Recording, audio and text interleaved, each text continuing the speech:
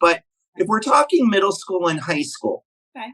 what are some very quick and easy reading strategies teachers can employ so they can move on with their curriculum, but at the same time ensure that their students are understanding or helping students to understand what they're reading?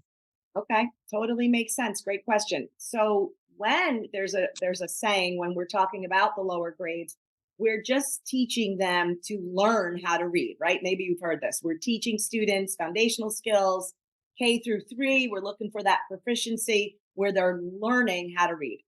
But then we're then moving on to the fluent reader, more proficient reader, where I think teachers assume that once they leave third grade, that now they are reading to learn.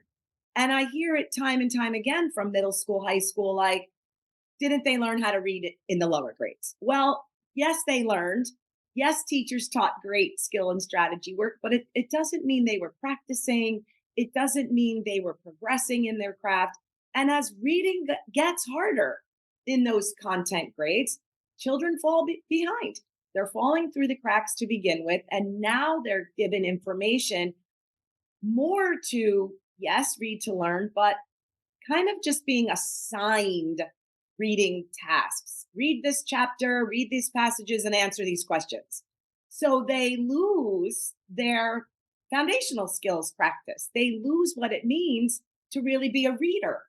And you and I both know content area teachers, they are overwhelmed in that they worry high stakes testing. They worry about students' test score on state exams. So they're trying to just get through their curriculum and their content. And so they might just be moving along thinking, oh, kids can read, maybe because they're decoding very well, but their comprehension is not there. So, what I like to offer to teachers is keep it simple, the old KISS method, but just keep it simple for students. Pick a couple of ways to annotate that text.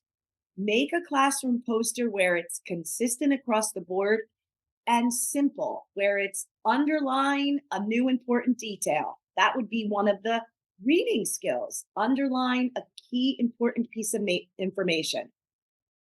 Keep a simple note or a symbol as the question mark, where when readers are questioning and wondering or curious, have them annotate with a highlighter or just a pencil to put a question mark near a statement if they're reading from a piece of science or social studies. And make a third one, whatever that might be. I have something new and interesting to share. I'm making a connection.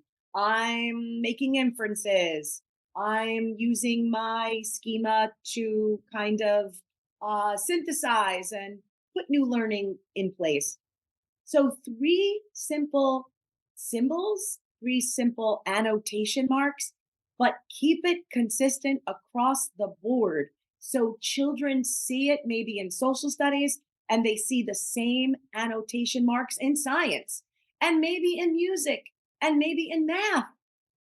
I was in a district once where the principal was so specific about three of the same annotating marks that he made incredible glass posters that were put up in music, phys ed, auto shop.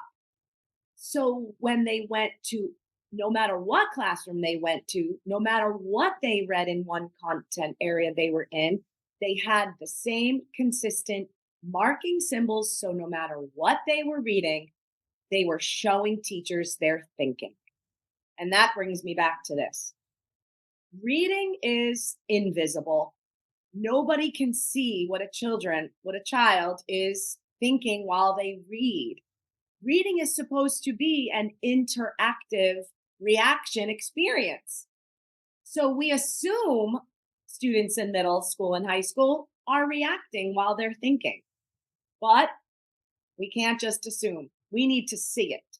So making annotation marks, three simple symbols, whatever they may be, really is a way to make children active in their thinking, is supporting monitoring when they're thinking, and helping teachers to see their thinking.